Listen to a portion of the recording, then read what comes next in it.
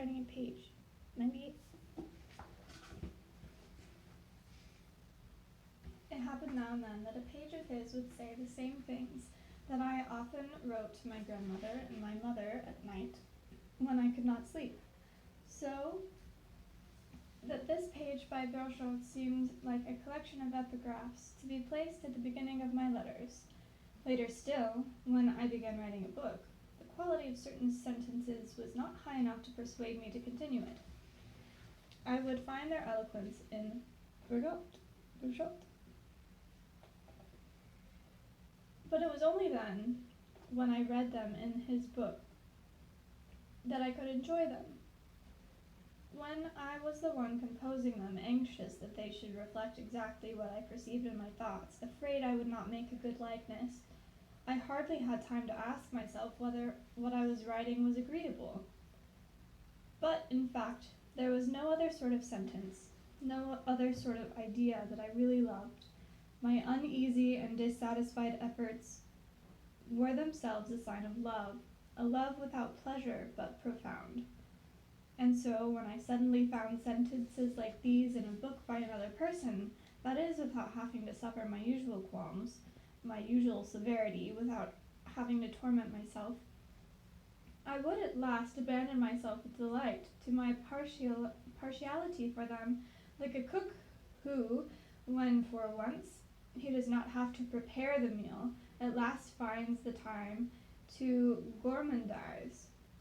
One day, when I encountered in a book by Virgil a joke about an old servant woman, which the writer's magnificent and solemn language made even more ironical, but which was the same joke I had often made to my grandmother when talking about Francois.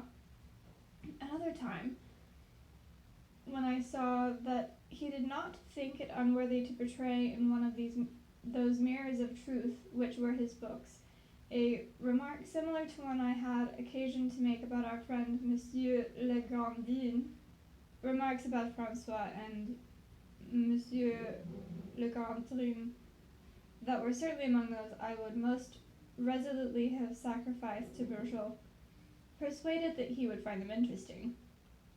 It seemed to me suddenly that my humble life and the realms of truth were not widely as separated as I had thought, that they even coincided at certain points.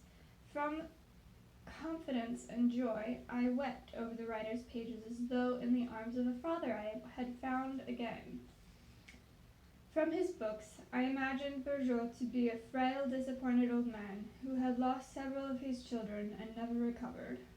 And so I would read, I would sing his prose to myself, more dolce, more lento, perhaps, than it was written. And the simplest sentence spoke to me with a more tender intonation. Above all else, I loved his philosophy. I had pledged myself to it for life. It made me impatient to reach the age when I would enter secondary school and enroll in the class called philosophy. But I did not want to do anything else there but live according to Virgil's ideas exclusively, and had I been told that the metaphysicians to whom I would be devoting myself by then would not resemble him at all, I would have felt the despair of the lover who wants his love to be lifelong, and to whom one talks about the other mistresses he will have later.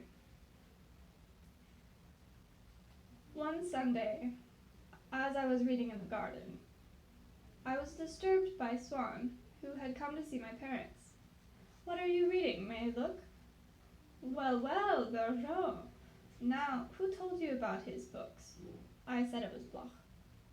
"Ah, yes, the boy I saw here once, who looks so much like that portrait of Mohammed II by Bellini. Oh, it's quite striking. He has the same circumflex eyebrows, the same curved nose, the same jutting cheekbones. When he has a goatee, he'll be the same person. Well, he has good taste in any case, because Virgil is quite enchanting." And seeing how much I appeared to admire Virgil, Swann, who never talked about the people he knew, out of kindness made an exception, and said to me, "I know him very well. If you would like to write him a few words in the front of your book, I could ask him." I did not dare accept his offer, but asked Swann some questions about Virgil. Could you tell me which is his favorite actor? Actor? I don't know, but I do know he doesn't consider any man on stage equal to La Burma. He puts her above everyone else. Have you seen her? No, monsieur. My parents don't allow me to go to the theatre. That's unfortunate. You ought to ask them. La Burma in La Fête in the Cid is only an actress, you might say, but you know, I'm not much of a believer in the hierarchy of the arts. And I noticed, as had often struck me in his conversations with my grandmother's sisters, that when he talked about serious things, when he used an expression that seemed to imply an opinion about an important subject, he took care to isolate it in tone of voice that was particularly mechanical and ironic, as though he had put it between quotation marks, seeming not to want to take responsibility for it, as though saying hierarchy, you know, as it's called by silly people. But then, if it was not so silly, why did he say hierarchy? A moment later, he added, "It will give you as noble a vision as any masterpiece." I don't know really, as he began to laugh. The Queen of Chartres. Until then, his horror of ever expressing a serious opinion had seemed to me a thing that must be elegant and Parisian, and that was the opposite of the provincial dogmatism of my grandmother's sisters. And I also suspected that it was a form of wit in the social circles in which Swann moved, where, reacting against the lyricism of earlier generations, they went to an extreme in rehabilitating those small, precise facts formerly reputed to be vulgar and prescribed fine phrases. But now I found something shocking in his attitude, this attitude of Swann's towards things. It appeared that he dared not have an opinion, and was at his ease only when he could with meticulous accuracy offer some precise piece of information.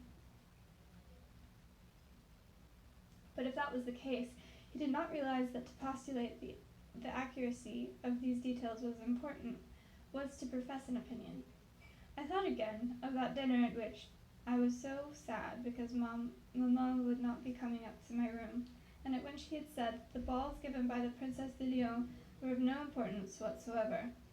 But it was to just that sort of pleasure that he devoted his life. I found this all a contradiction. For what other lifetime was he reserving the moment when he would at last say seriously what he thought of things, formulate opinions that he did not have to put between quotation marks, and no longer indulge with punctilious politeness in occupations which he declared at the same time to be ridiculous? I also noticed in the way Swann talked to me about Virgil something that was, on the other hand, not peculiar to him, but shared at the same time with all the writer's admirers. By my mother's friend, Dr. de Bourbon. Like Swann, they said about Virgil, he's quite enchanting, so individual. He has his own way of saying things, which is little overly elaborate, but so pleasing. You don't need to see the signature. You know right away that it's by him. But none of them would have gone so far as to say, he's a great writer, he has great talent. They did not even say he had talent. They did not say it because they did not know it. We are very slow to recognize in the particular features of a new writer the model that is labeled great talent in our museum of general ideas. Precisely because these features are new, we do not think they fully resemble what we call talent. Instead, we talk about originality, charm, delicacy, strength, and then one day we realize that all of this is, in fact, talent. Are there any books by Virgil in which he talks about Le Burma? I asked Monsieur Swann. I think so, in his slim little volume on Racine, but it must be out of print. There may have been a reissue, though. I'll find out. I can also ask Virgil anything you like. There isn't a week week in the whole year when he doesn't come out to dinner at our house. He's my daughter's greatest friend. They go off together visiting old towns, cathedrals, castles.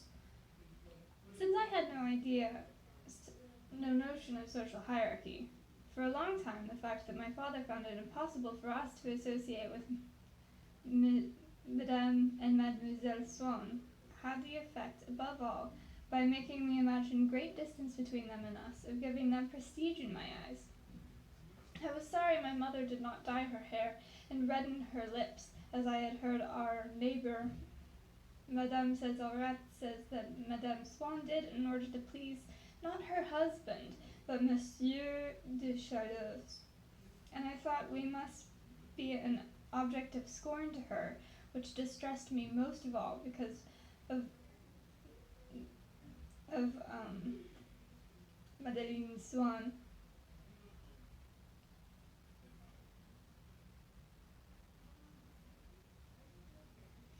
Who, from what I had been told, was such a pretty little girl, and about whom I often dreamed, giving her each time the same arbitrary and charming face.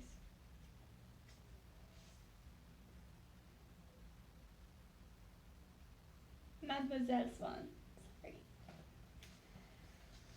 But when I learned that day that Mademoiselle Swann was a creature of so rare a condition, bathing as though in her natural element in the midst of such privilege, that when she asked her parents if anyone was coming to dinner, she would be answered by those syllables filled with light by the names of that golden dinner guest, who was for her only an old friend of the family, Virgil. That for her the intimate talk at the table, the equivalent for me of my great-aunt's conversation, would be Virgil's words on all the subjects he had not been able to broach in his books, and on which I would have liked to hear him pronounce his oracles. And that hastily, when she went to visit other towns, he would walk along next to her, unknown and glorious, like the gods who descended among mortals. Then I was conscious both of the worth of a creature like Mademoiselle Swann, and also how crude and ignorant I would appear to her. I felt so keenly the sweetness and the impossibility of my being friend with her that I was filled with both desire and despair. Most often now, when I thought of her, I would see her in front of a cathedral porch, explaining to me what the statue signified, and with a smile that said good things about me, introducing me as her friend to Virgil. And always the charm of those ideas awakened in me by the cathedrals, the charm of the hills of Ile-de-France and the plains of Normandy, cast its glimmers over the picture I was forming of Mademoiselle Swann. This was what it meant to be on the point of falling in love with her.